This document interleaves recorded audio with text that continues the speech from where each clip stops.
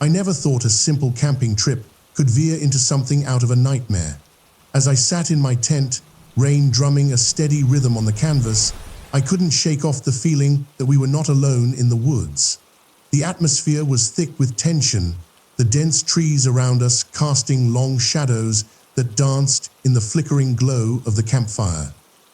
The evening had started innocuously enough. Just my friends, Jake and Mia, and I indulging in the wild, surrounded by the serene beauty of nature.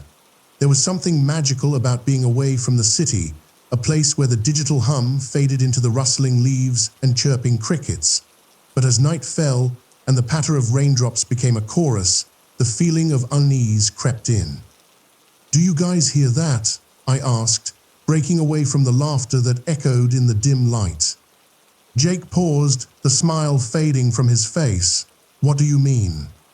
"It sounds like footsteps," I replied, straining my ears against the sound of the rain. The laughter dimmed, replaced by the sound of my pulse thundering in my ears. I felt Jake lean closer, and Mia's breath caught in her throat. Maybe it was just the wind. The heavy clouds cloaked the moon, and the world outside our tent seemed to shrink into a whisper of uncertainty. The first hint of something being off flashed through my mind when Mia volunteered to fetch more firewood. "I'll be right back," she reassured us, even though the tension was palpable. The tent felt suddenly bigger as she walked away, each footstep swallowed by the rain. I could see her silhouette disappearing into the darkness, her flashlight flickering, casting eerie shadows over the trees. Minutes stretched, and the crackling fire seemed to dim in her absence. "She should have been back by now," Jake muttered, his voice cracking slightly. With a reluctant nudge, I decided to go look for her. "Stay here," I instructed Jake, not waiting for his protests. As I ventured out into the pouring rain, my heart raced. The forest was alive with unfamiliar sounds, the rustling of leaves, branches snapping under unseen weight, not the comforting symphony I had anticipated.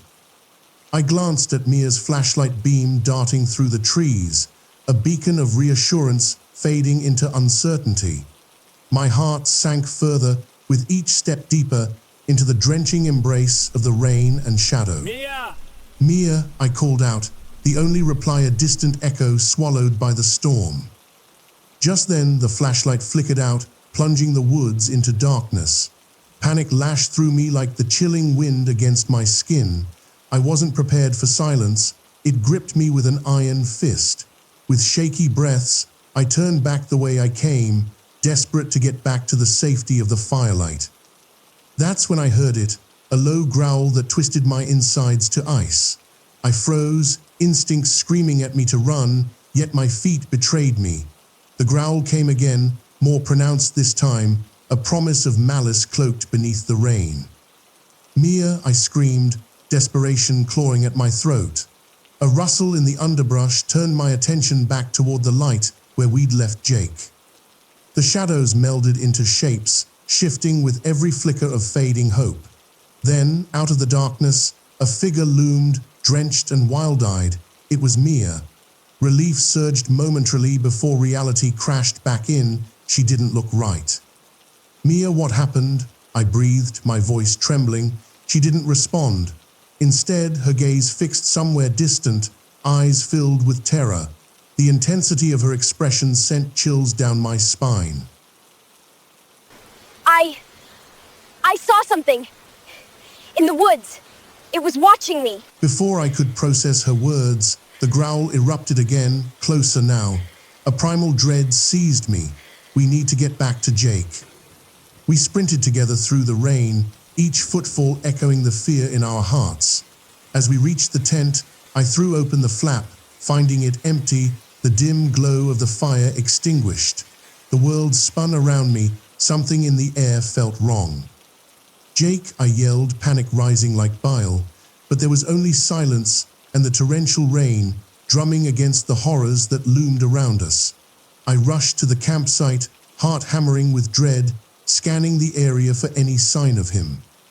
It was then that I noticed it, a large shape motionless behind a tree. My pulse quickened, the world narrowing until all I could see was that ominous outline glistening in the rain. Just as I turned to tell Mia Toran, she grabbed my arm, her grip vice-like, pulling me back. "Don't look at it," she hissed, her face pale, eyes wide with terror. The urgency in her voice cut through the fog of fear clouding my mind. "What do you mean? What is it?" I demanded, though the tremor in my voice betrayed my bravado. "I didn't get a good look, but whatever it is, it's not human. It's..." The growl resonated again, deeper and more menacing this time. I felt a chill creep up my spine, a primal instinct urging me to flee. But I was frozen, caught between the unknown and the threat lurking in the dark. Suddenly, a flash of lightning illuminated the forest, and I caught a glimpse of the figure, a grotesque silhouette, its limbs twisted unnaturally, skin slick with rain. It seemed to shimmer in the darkness before vanishing back into the shadows. "Mia, we have to move," I urged, adrenaline spiking through my veins. We turned to run, but the forest suddenly erupted with sounds, the cracking branches, snapping twigs, and the unmistakable rustle of something big moving through the bushes. We burst through the trees, racing towards the path we hoped would take us back to our car. Rain poured down relentlessly, soaking our clothes, mixing fear with the chill of the night. We could still hear the growl behind us, relentless, echoing off the damp earth. "Mia, tell me what happened," I yelled over the cacophony of rain and noise. I was just getting firewood and I felt, watched. Something was in the shadows just lurking. Her words came out in frantic breaths. Then I saw it, this creature. It was huge and it looked human, but it was. With each frantic step, the darkness enveloped us, the trees stretching like skeletal fingers above our heads. A sensation of being hunted clawed at my instincts. Every turn of branches felt like a breath on my neck. Suddenly, lightning split the sky once more, illuminating my path. And just for a brief moment, beneath the flickering light, I saw it again. The creature stood at the edge of the clearing, its gaze locked onto us, eyes glowing like coals burning in the night. I swallowed hard, grappling with the impulse to scream. "Run," I shouted, and we sprinted, hearts pounding in sync with our footsteps pounding against the wet ground. As we raced toward the clearing, I felt the sweat mix with the rain on my forehead, the weight of despair bearing down on me as I glanced over my shoulder. Nothing. The figure was gone again, but I couldn't shake the feeling that we were leading it straight to our car, our only means of escape. We emerged onto the path that led back to the parking lot, the dark outline of our car looming ahead. My hope surged until a terrified scream split the air. It was Jake. I turned instinctively, my heart dropping. "Jake," I cried out. The sound of struggle broke through the rain, followed by an eerie silence that reeked of dread. "Mia, stay here," I ordered, though every part of me screamed otherwise. I dashed towards the sound, adrenaline pushing me forward, the rain blending with my tears of panic and confusion. Reaching the edge of the clearing, I felt a gust of wind and caught a glimpse of movement, a struggle against the damp earth. "Jake," I shouted again, pushing through the underbrush. What I saw made my stomach churn. Beneath the flickering glow of a nearby lamppost stood Jake, splattered with mud, but worse, had turned to the figure nearby, his eyes reflecting confusion and terror. The creature loomed over him, its maw twisted into an unnatural grin like a horror from a nightmare. The sight was like ice in my veins.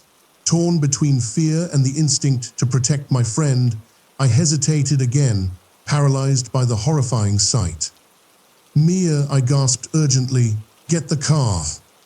The creature turned, its gaze dislodging from Jake to me, locking onto my primal fear. Its eyes blinked, a chilling stillness enveloping us both as the rain continued to pour. I felt the ground tremble beneath my feet, the air charged with an indescribable energy. In that moment, something cracked within me. I knew I had to act. "Jake, run," I screamed, hoping to snap him out of the trance-like state. But he stood frozen, entranced by the creature's malicious pull. "Mia," I cried out one more time, adrenaline surging. "Now." The sound of the engine roaring to life echoed in the wet air, and suddenly I saw Mia, her frantic figure darting toward us, her face pale and stricken with fear. The moment of connection between Mia and me was electrifying. We shared a silent understanding. Escape was our only option. With a final burst of determination, I turned back to Jake. "Come on," I urged desperately. The creature shifted toward Mia, its form grotesque and predatory, just as she reached the car. The headlights flickered to life, slicing through the darkness and momentarily illuminating the forest around us. In that fraught moment, I could see the creature clearly. Its skin was mottled, glistening with rain, and its long limbs seemed almost too flexible, bending at unnatural angles. I shuddered at its hollow gaze, which promised unspeakable horrors. The air thickened with an overwhelming sense of dread. "Jake," I shouted again, but the creature's growl reverberated through the air, blending with the rain and drowning out my voice. It was a primal sound, like the growl of a wolf mixed with the screech of intent, echoing through the wooded depths. I lunged forward, grabbing Jake by the arm. "We have to go now." Suddenly he snapped out of his daze, a flicker of recognition flashing in his eyes. What is that?" he gasped, his voice trembling. "No time to explain," I yelled, dragging him toward the car. I could hear Mia's frantic hands slapping against the windows as she struggled to unlock the doors. I knew we were running out of time. The creature was closing in on us, its growl morphing into a malevolent howl as it sensed our retreat. "Mia, unlock the door," I screamed, the panic bubbling over. Finally, she pushed the button, and the locks clicked open just as the creature lunged forward, a shadowy blur against the backdrop of swirling rain. We stumbled into the back seat, the door slamming shut with the finality of a coffin. The smell of wet fabric and adrenaline filled the air. As I turned my head to get a last look, I saw the creature's face so close to the window, its breath fogging the glass in a chilling vapor. "Go, go, go," I shouted, my heart racing as Mia activated the engine. The tires screeched against the slick pavement, the car jerking forward just as the creature raked a clawed hand across the window, leaving an imprint that sent a shiver down my spine. In a disarray of speed and fear, we sped out of the campsite, rain pelting against the windshield like 1,000 tiny fists. I turned back to see the creature disappear into the trees, its haunting form swallowed by darkness, yet I felt its eyes following us, a sinister reminder of what we had barely escaped.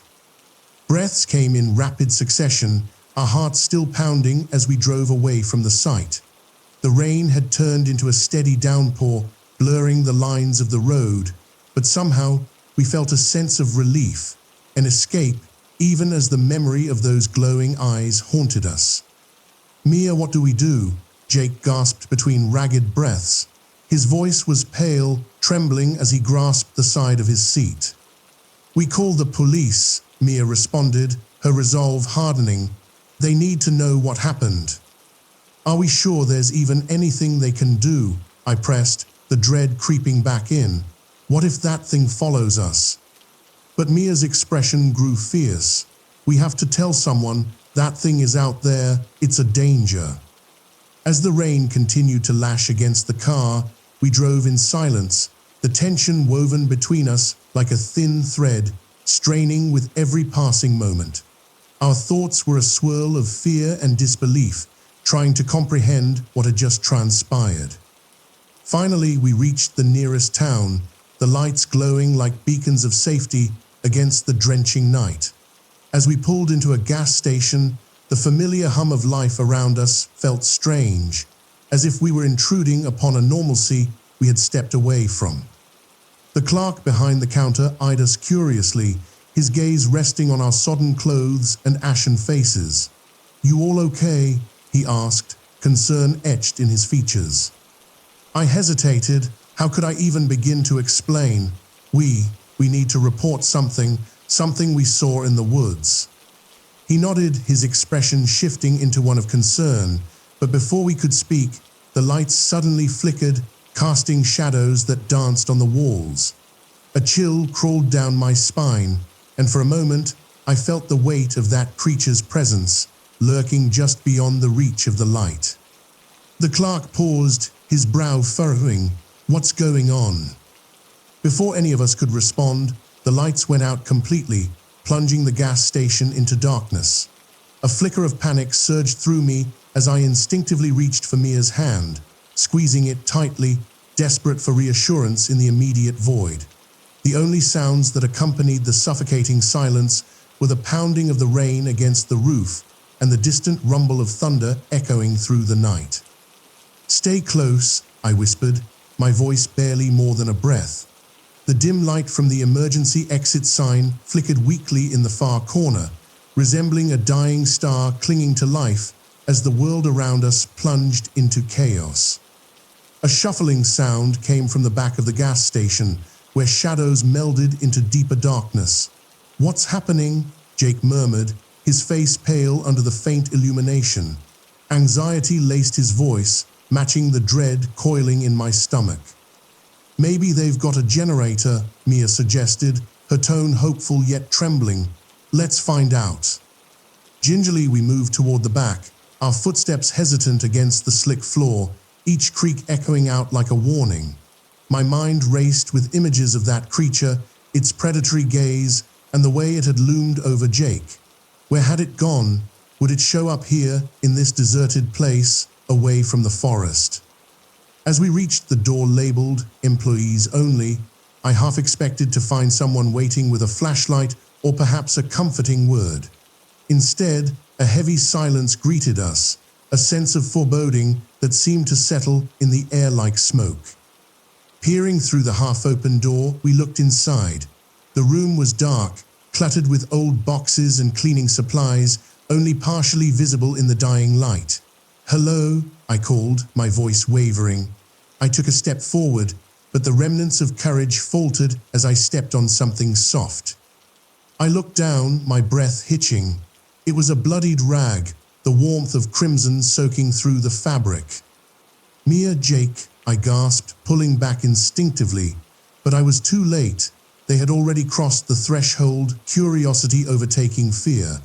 I watched as Mia crouched down, her face contorting in horror as she examined the rag more closely. "This can't be real," she muttered, eyes wide, trembling. "What happened here?" Before any of us could fully process the implications, another sound cut through the silence. A low, guttural growl echoed from the shadows, more pronounced than before. I turned sharply, heart hammering, my body rigid with fear. It was the same sound we had heard in the woods, a primal warning thrumming with malice. It was closer now, reverberating against the walls, as if the very building itself was answering. "Get back," I shouted, pushing Mia and Jake toward the exit. The clerk from before materialized now, emerging from the darkness with wide eyes, panic transforming his face. "What's out there?" he stammered, almost as if bracing himself for a fight. "No, just run," I yelled, desperation surging.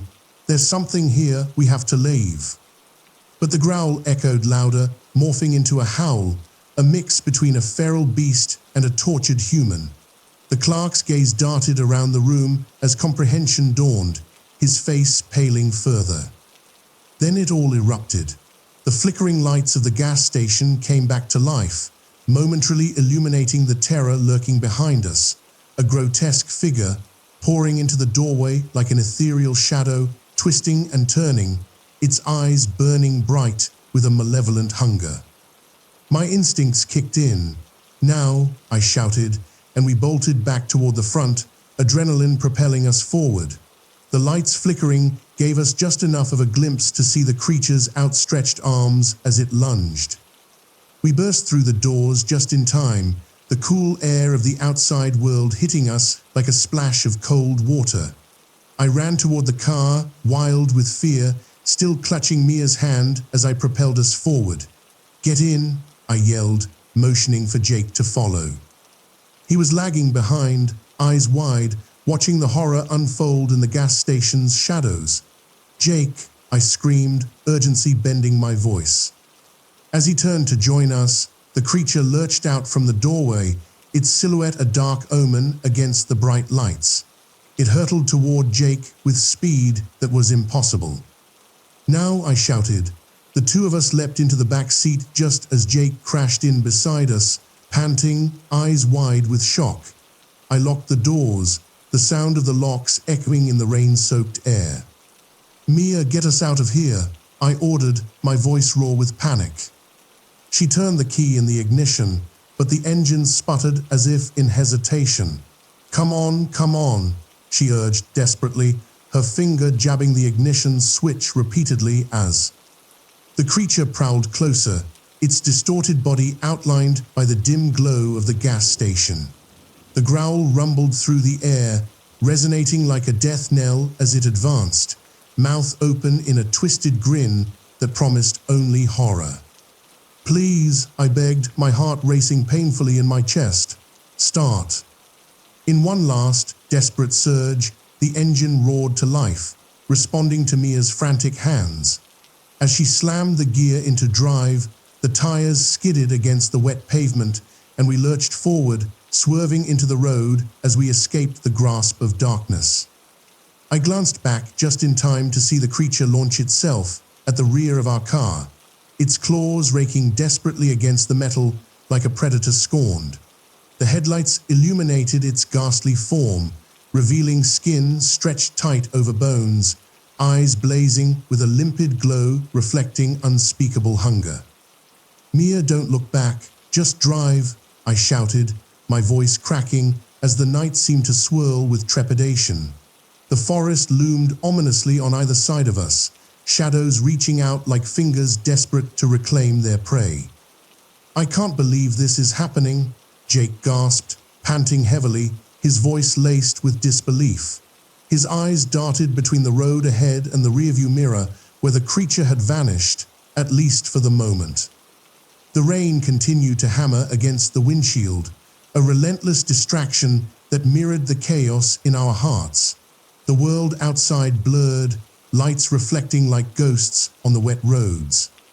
"Where are we even going?" Mia cried, her fingers gripping the steering wheel tightly, knuckles pale. "Anywhere but here, just keep driving," I urged, each word tinged with an urgency I couldn't shake. "We need to get away from that thing." Gripping the seat, I could feel the tension radiating off Mia as she accelerated. All around us, the forest whispered secrets, the rustle of leaves turned sinister, the looming trees trembling under a weight of shadows. Thunder cracked above us, growling like a warning bell, encapsulating the despair brewing inside me. "We should call the police," I said, desperately searching for a semblance of safety. "Tell them everything. They have to know what's happening." "What if they don't believe us?" Jake interjected, his voice laced with the kind of fear we all shared. "What if we're just bringing this nightmare into town?" "Then we make them believe us," I replied, steeling my resolve. "We can't let it hurt anyone else." As we drove deeper into the night, the rain transformed into a torrential downpour, blocking the stars from view, wrapping us in a cocoon of chaos. But amidst that chaos, I felt an odd sense of foreboding returning, as if the dark being was lying in wait, promising retribution.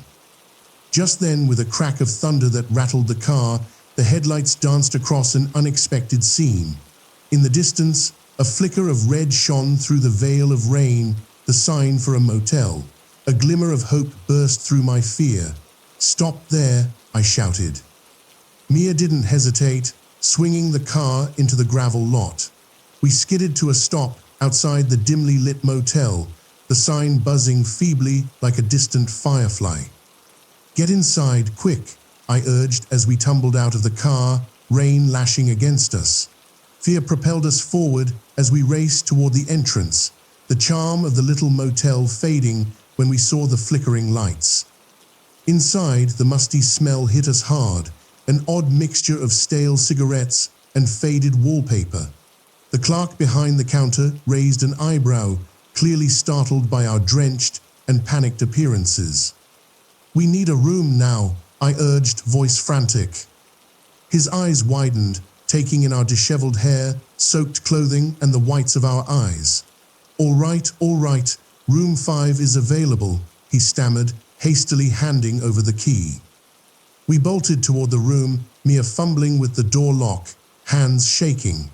Once inside, we slammed the door shut, heart rates increasing as we breathed in the damp air. "What do we do now?"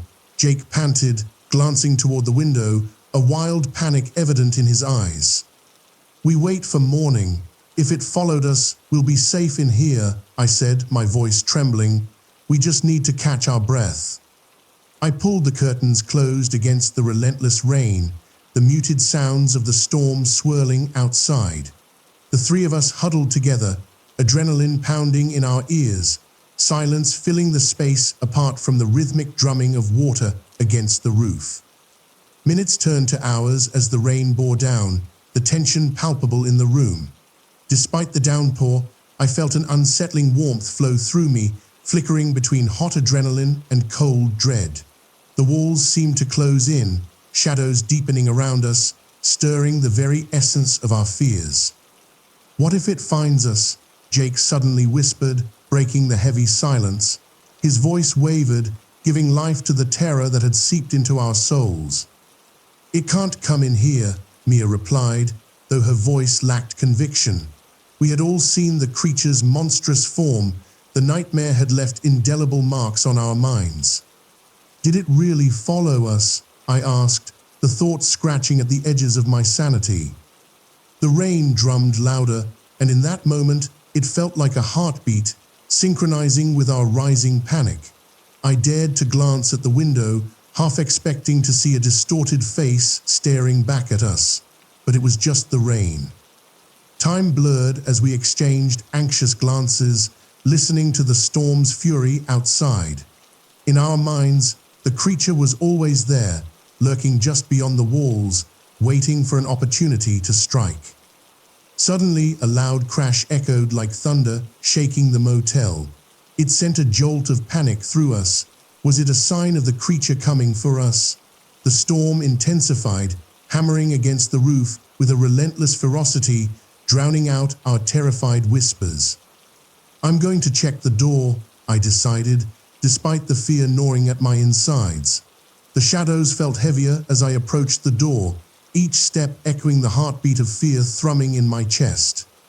Mia grabbed my arm, her grip firm. "What if it's out there?" "We can't just sit here. We need to know," I insisted, though doubt flickered in my mind. Straightening my resolve, I twisted the knob slowly, holding my breath as I pulled the door open. The hallway was dimly illuminated by emergency lights, illuminating the chaos outside with flashes of lightning. I could hear nothing but the rain's ferocity, blurring the line between safety and danger. But I felt it, an electric charge in the air reminiscent of the hunt. "Mia, Jake," I called softly, beckoning them forward. "Come look at this." As they crept closer, eyes darting with fear, I stepped outside the room, peering out into the abyss. Just as I was about to turn back, a form suddenly caught my eye. A shadow slipped past the end of the hallway. "There, do you see that?" My heart dropped as dread washed over me. I felt the weight of their fear beside me, and we stared into the darkness, the storm swallowing the sounds around us. "Mia, go back inside," Jake urged, but I couldn't move. Something deep inside compelled me to stay. Slowly, the shadow re-emerged, partially hidden, grotesque features barely illuminated by the emergency lights. I felt my pulse quicken, the terrifying recognition binding me in horror. It was the creature, and it was here. It had tracked us down. "Run," I shouted, finally breaking the paralysis that held me captive. We dashed back into the room, slamming the door behind us. Heart pounding, I shoved a chair under the doorknob, knowing full well it wouldn't hold for long. "What do we do now?" Mia whimpered, her face pale and eyes wild. "Just stay quiet," I urged, adrenaline surging as I pressed my ear against the door. The storm roared outside, but there was no mistaking the sound of claws scraping against the wood, a warning growl vibrating through the air. Then came a series of brutal thumps, as if the creature was trying to break through. With each crash, our world shrank into despair, the grip of horror tightening around us. "Mia, what did you see out there?" I asked, hoping to ground myself in reality as fear twisted my thoughts. I saw it watching us through the window at the gas station," she choked out, her voice shaking. "It wasn't just watching, it was learning." A wave of icy terror washed over me. It had followed us, adapting, waiting for the perfect moment to strike. "What if it knows us now?" Jake whispered, his face drained of color. As if in response, the door shuddered. Another deafening crash echoed through the motel room, causing the walls to vibrate. I glanced nervously at the window. Through the pounding rain, I could see its shadow moving. Through the flickering light, circling us like a predator savoring its prey. "It's trying to scare us," I said, forcing myself to sound braver than I felt. "It wants us to break." But deep down, a primal fear clawed at my mind. This was no ordinary creature. It was a manifestation of our deepest fears, learning from our every move and thriving off our terror. As the banging continued, I felt compelled to resist. "We can't let it win," I shouted, adrenaline fueling my voice. "We have to stick together. We can outsmart it." Mia glanced at Jake, determination briefly igniting in her eyes. "Then what do we do?" "Wait for it to make a mistake," I proposed, my pulse racing. "Then we strike back. We have to lure it in and get to the car." "Lure it?" Jake's voice was filled with disbelief, shaking his head. "How? It's not a lion, it's something else." "Trust me," I retorted, fueled by desperation. "We can't hide forever."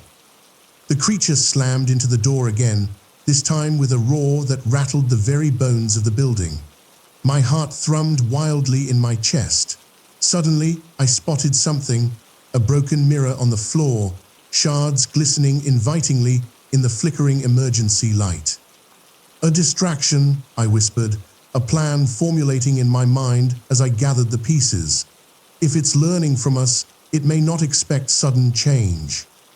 Mia looked at the mirror fragment with trepidation. "What do we do with it?" "Jake and I will create a distraction. You keep the door closed," I instructed, adrenaline surging as I moved into position. "When it comes in, throw the shard at it. Aim for the eyes." "Are you crazy?" Jake exclaimed, but the terror flooding his eyes showed that our options were wearing thin. "We can't sit here and wait for it to break through," I shot back, a sense of urgency magnifying each word. "We are out of time." With a shaky nod, Mia positioned herself behind the door, muscles tense. The next blow jolted us, and I knew we had to act fast. "Now," I shouted, raising my voice over the din. As the creature pushed against the door again, I and Jake dashed around it, yelling loudly. "Hey, over here," I shouted, startling myself with the ferocity of my own voice. The creature hesitated, its growls morphing into a confused snarl. I could feel its eyes shift, attempting to acclimate to this new stimulus. Cornered, it seemed to oscillate between us and the door. I hurled a mirror shard at it, but it narrowly missed, shattering against the wall behind it. "Try again," Mia's voice came from behind the door, resolute yet filled with fear. Rattled but undeterred, I grabbed another shard and aimed, sending it flying right into a cluster of debris near the shadows. It glinted in the sparse light, and the creature turned with ferocity, its focus shifting completely. "Now," I urged, turning to Jake, "get ready." Mia flung open the door, the instant opening shocking the creature. It lunged forward, drawn to the new distraction as we barreled past it, slipping out into the rain-drenched night. The cold rain greeted us like a frigid embrace as we sprinted, the slippery ground making it difficult to find our footing. "To the car," I yelled, pointing toward the parked vehicle, not too far away, but every step felt like an eternity. With adrenaline pumping in our veins, we reached the car and fumbled for the keys in the ignition. The engine roared to life, the sound a welcome relief against the backdrop of our impending doom. The creature screeched behind us, furious that its prey had slipped away, but I knew we couldn't linger. Mia slammed the vehicle into gear, tires screeching as we sped out of the parking lot. The rain scoured our windshield, blurring the line between safety and ongoing peril. Every breath felt heavy, every glance in the rearview mirror met with the haunting image of those glowing eyes flicking in and out of the shadows. "We did it, we escaped," Jake exclaimed, a sense of triumph mixing with the lingering dread, but I knew better. "Not yet," I murmured, glancing back as we hurtled down the rain-soaked road. The creature had vanished from sight, but that meant nothing. It was still out there, and somehow I sensed it was still watching us. As we entered the familiar outskirts of the town, relief was momentarily overshadowed by a creeping sense of dread. We were out of the woods, but were we really safe? As we entered the familiar outskirts of the town, relief was momentarily overshadowed by a creeping sense of dread. We were out of the woods, but were we really safe? The rain continued to pour, blurring the lights of the gas station from earlier and casting an eerie glow over the road. As we drove, I couldn't shake the feeling that the creature was still hunting us, lurking just beyond the edges of our perception, learning, adapting, and waiting for the right moment to strike again. "We need to tell someone," I said, glancing sideways at Mia. "The police need to know what happened. People need to be warned." "Mia," Jake interjected, his voice heavy with trepidation. "What if they don't believe us? What if this thing wants us to talk about it?" Before I could respond, a flicker in the rearview mirror caught my eye.